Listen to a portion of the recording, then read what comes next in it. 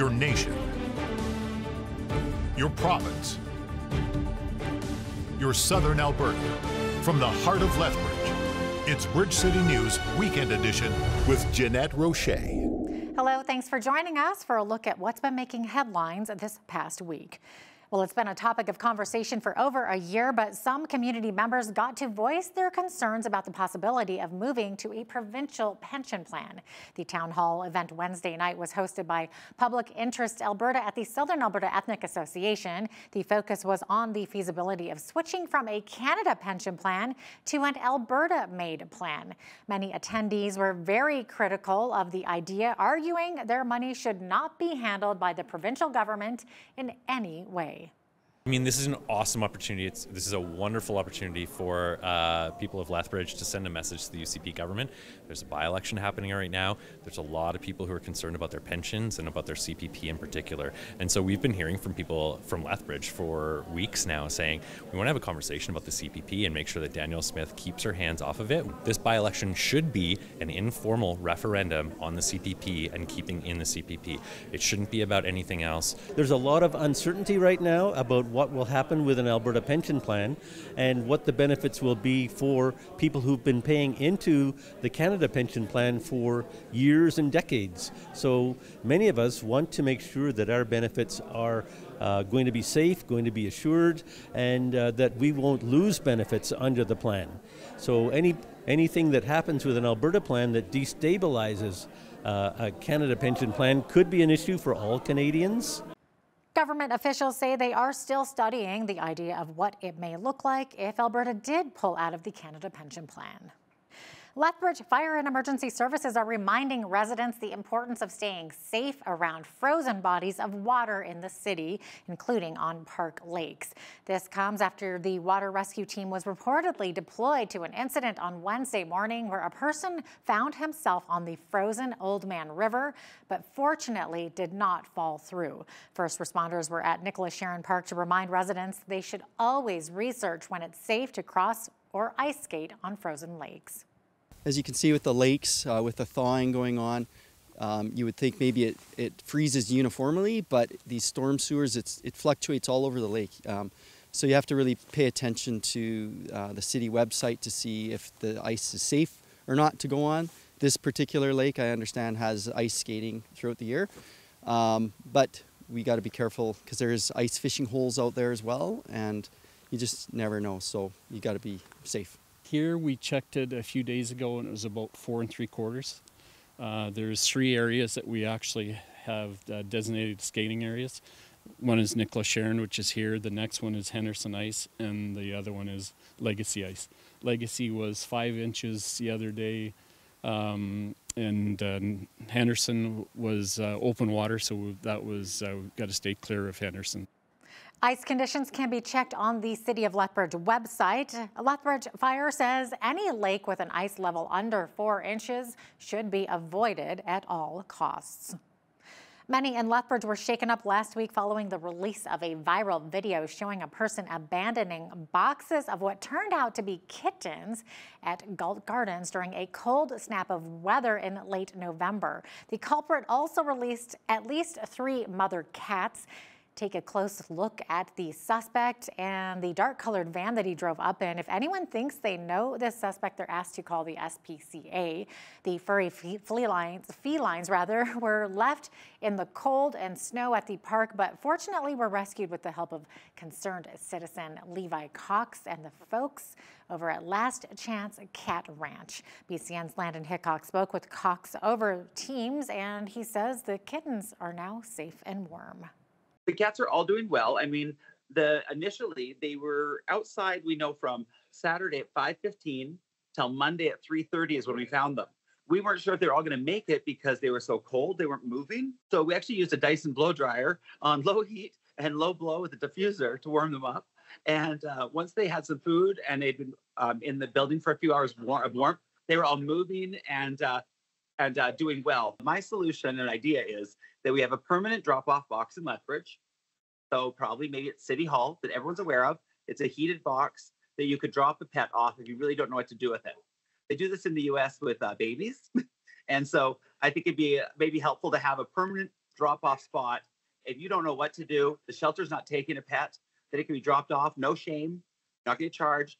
Drop the pets up here and they'll be taken to the right place. We need to take a short break, but when we return, a stabbing incident in downtown Vancouver ends with the suspect being killed by police. That's next.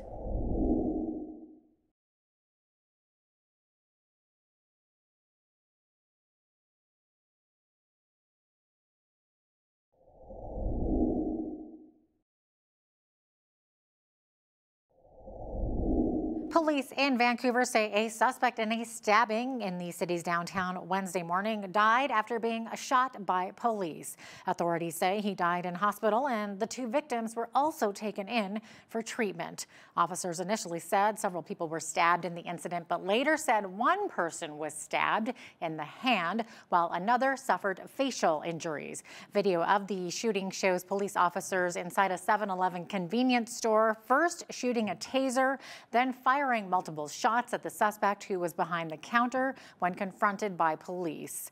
A warning now, the video you're about to see does contain content that could be upsetting to some viewers. Move over! Hang up! Move over!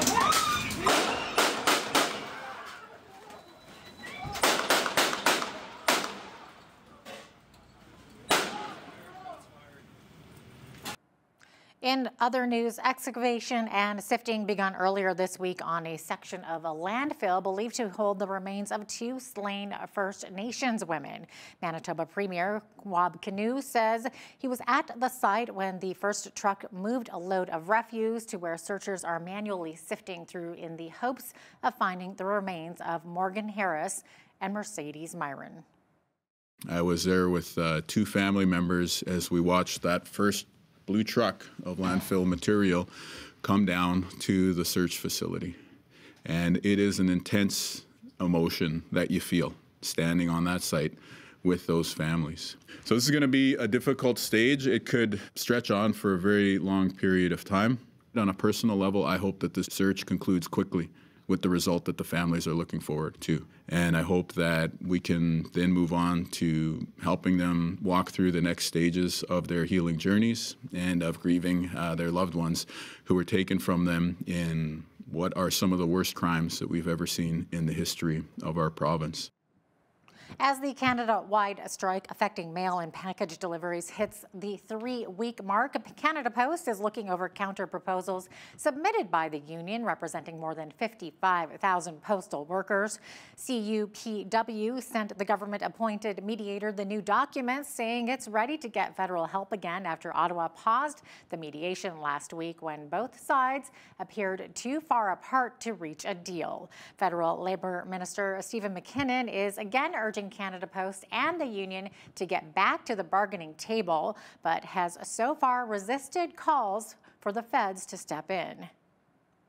Deals, especially in perhaps even particularly this one, must be achieved through compromise. Canada Post is at an obvious pivot point in its history. Its traditional letter business is under strain. It's looking for new commercial opportunities, and that means the employer and the union must work together on the way forward.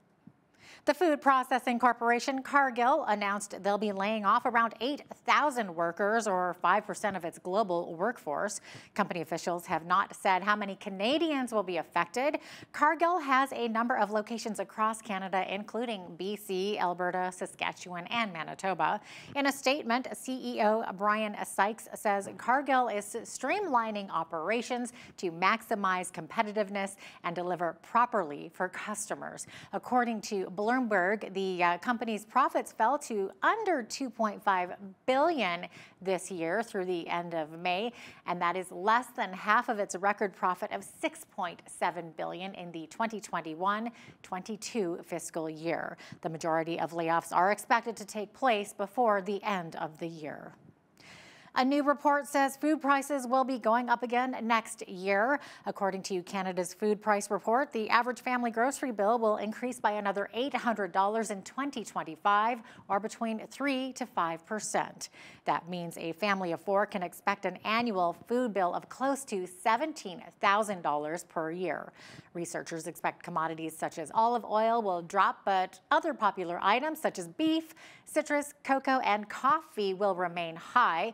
Beef prices have increased by 9.2% from 2023 to 24, according to Stuart Smith, agriculture professor from the University of Saskatchewan. The Canadian beef herd is the smallest it has been since the 1980s. The federal report also noted that just over 47% of Canadians chose food primarily for affordability, while around 25% choose it for nutrition.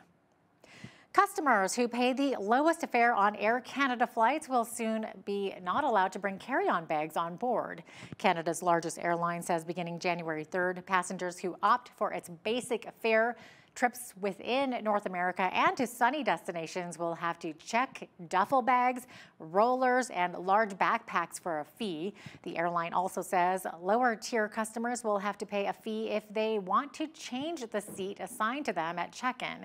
That policy was implemented earlier this year before being suspended just 2 days later following traveler backlash.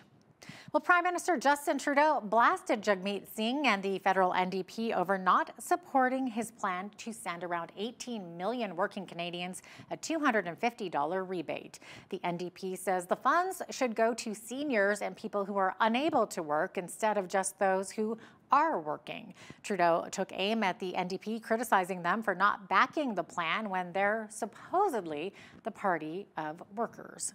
Seeing hardworking Canadians who get up, go to work every day, and make our economy and our communities successful, and recognizing them specifically that might not be benefiting from other programs and showing that we see them, that's what this is all about.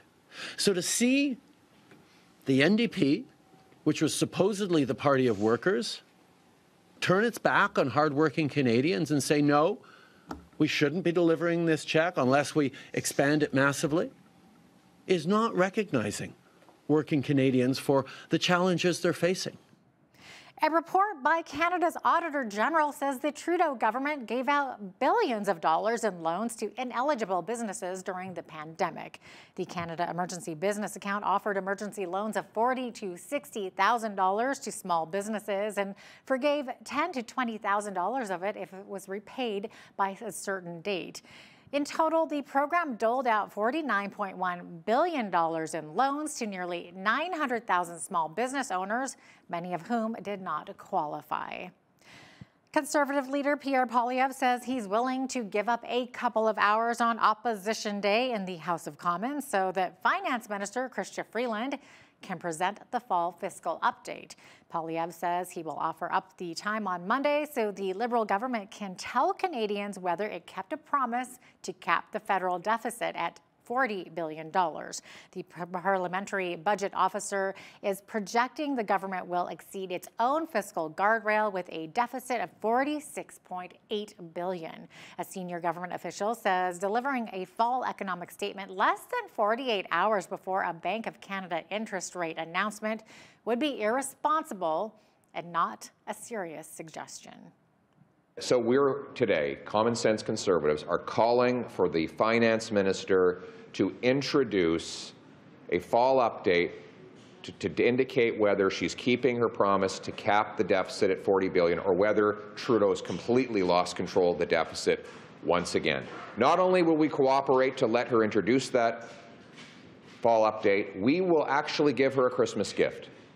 We'll give her 2 hours out of our Conservative Opposition Motion Day on Monday for her to stand on her feet and tell us how much she's lost control of the nation's finances.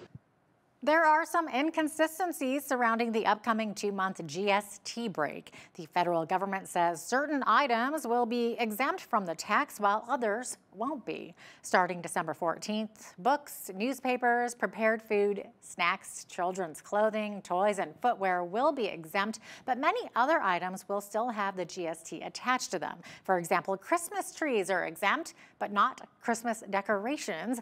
Also, Pokemon cards have been tax exempted, but not hockey cards. And to make sense of it all, we welcome back the federal director of the Canadian Taxpayers Federation, Franco Terrazzano to try and break down what will and will not be included in this 2-month tax break. He says while the GST break is welcome, there doesn't appear to be much rhyme or reason to it. It's good that the government is finally taking a little bit less money from Canadians, but like as far as a tax cut go, this is a sorry excuse for a tax cut, right? Like, so video games and pop are tax-free, but they're taxing musical instruments and ice skates. The Christmas tree, tax-free, but they're taxing the decorations that you put on the Christmas tree, right? Potato chips, tax-free, but they're taxing sports equipments. Toy guitars, tax-free, but actual guitars, well, they're taxing that. The Pokemon cards, tax-free, but they're taxing hockey cards. So like, we also have to remember too, right? The sales tax from the federal government is still being applied on fuels, right? Like the fuels that you use at the gas pumps, and that GST is charged on top of other taxes like the carbon tax. So that carbon tax on tax alone will cost Canadians about $400 million this year. There is no relief on that. In fact, just 6 weeks after this temporary GST holiday is over, the government will once again be cranking up the carbon tax. So, you know, this government is so bad at managing the finances, it even somehow managed to bungle a tax cut. Turning our eyes to the West, scammers are taking advantage of the Canada Post strike. Christmas time is a busy season for fraudsters, and BCN's Naveen Day reached out to the Better Business Bureau in Southern Alberta to learn more about the scams that are currently trending, including those involving parcel delivery. Naveen, what did you discover? Well, Jeanette, according to the BBB serving Southern Alberta and East Kootenay, consumers coast to coast will spend $15 billion over the holiday season, and millions of those dollars will be stolen by crooked Grinches. Wes LaFortune with the BBB says scammers are taking advantage of consumers by impersonating delivery services. It's called a phishing scam, you know, when a link is sent like to your text, for instance, or an email. They ask you to click on that to, you know, give personal information to get receipt of the package. So that's a scam. If you have a package that's going to be delivered to, you know, go to the official website of the delivery service, or give them a call, and you can track a package that way. The danger of giving your personal information is then you're going to lose money through your bank. You're going to have your personal information shared with other criminals. And so obviously people don't want that to happen. LaFortune says if you are a victim of a scam, contact your local police non-emergency line. And you can also make a report to the BBB by visiting the address on your screen. Jeanette? Thanks so much, Naveen. You can view more of that interview with the BBB's Wes LaFortune on our website, bridgecitynews.ca. Could Alberta become the destination of choice for artificial intelligence data center investment? Well, Premier Danielle Smith sure hopes so. The provincial government announced a new data strategy on a Thursday. Smith says some of the key areas to give Alberta more of a competitive advantage include economic integration, market stability, and keeping utilities reliable. This is where Alberta has another advantage over other jurisdictions when it comes to attracting investment. Our unique energy-only electricity market invites competitiveness and growth among power producers. But first, I want to assure you that even as we welcome the investment these centres will bring, our first priority will always be Albertans. As we pursue new opportunities through this strategy, we will not compromise the affordability and reliability of electricity for Albertans and local industries. That's a promise. 3 pieces of legislation affecting transgender people in Alberta have passed the final stage of debate and are set to become law. The changes include requiring children under the age of 16 to have parental consent if they want to change their names or pronouns at school. Premier Danielle Smith says the bills were important to protect both children and female athletes. I don't believe that 10-year-olds can make that decision. I think most parents don't believe that 10-year-olds can make that decision either. We want to be able to preserve the ability for anyone to make that choice as an adult. And that is why when you're 15 and under, the rules will be a little bit different than when you're 16 and over. And because 16 is that age where we believe that kids are beginning to understand the consequences of their actions. Groups within the LGBTQ plus community have already said they will challenge the legislation in court, calling it discriminatory. The Alberta Teachers Association weighed in on this topic. The group's president, Jason Schilling, says instead of the government overreach, parts of this legislation should have been left up to the school divisions themselves. We're addressing really specific, nuanced conversations between parents, students, their doctors, and their schools. And I think that this would have been best left to be held on a one-to-one basis and to let schools deal with these issues ourselves. I mean, we've been saying it, and then just recently the Alberta School Boards Association passed 2 resolutions, one saying that they did not want the opt-in to be coming into process. We have an opt-out process already within the Education Act that's working. Don't understand what we're trying to fix there. And school boards also asked to be able to deal with sexual orientation and gender issues on their own as a one-to-one basis as a school board to put in policy so that they can handle it that way with some dignity and some grace. To put in this wide-reaching sledgehammer-like legislation is really just meant to harm people. Schilling adds that many teachers are more concerned with class sizes and the need for resources and mental health support, and that these latest bills show the province is out of touch with what's happening in the classroom. Could citizenship and healthcare numbers be added to the Alberta driver's license? It's a concept that's being tossed around by the province. Our legislative reporter and correspondent for the National Post, Tyler Dawson, breaks it down, as well as the province introducing no-fault insurance. Here is Tyler now with BCN's Hal Roberts. So Alberta's going against the trend here a little bit, but I'm not sure why other provinces have dropped it. Although you can imagine a little bit of sort of paperwork inconvenience if people are acquiring citizenship in the middle of their driver's license period, and then they have to get a new one and pay the $100 or whatever. And so you can imagine it'd be a little bit annoying for some folks. But yeah, the citizenship thing was primarily a sort of a voter security measure is how they're sort of framing it.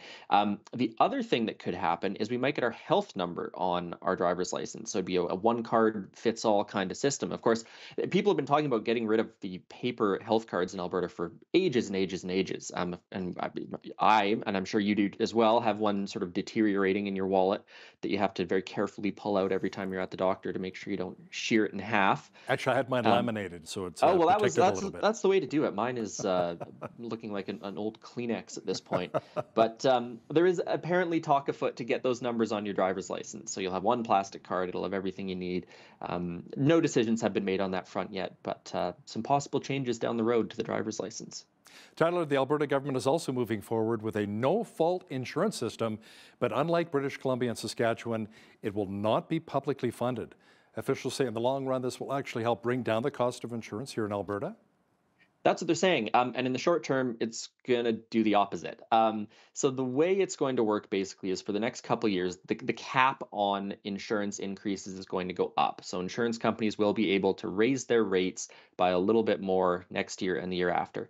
At that point, the no-fault insurance system is going to come in, and that basically means that if you are hit by another driver, you cannot sue the driver. There will be an amount of money that is set out that will be yours. You will get it. So it reduces litigation essentially, and it reduces the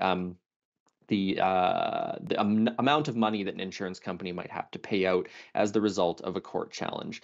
So that should, in theory, bring insurance cost to the insurance companies down. And in theory, they will then pass those savings on to Albertans in the form of lower premiums. This is pretty controversial in the insurance world, and certainly the accident injury lawyer world, who stand to lose out on a lot of their work because of this sort of thing. But in the long run, it ought to bring prices down. But again, we'll have to see if that actually plays out.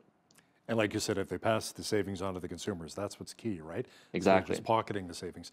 Tyler, for a couple more weeks, consultation is open on Alberta's assisted suicide regime.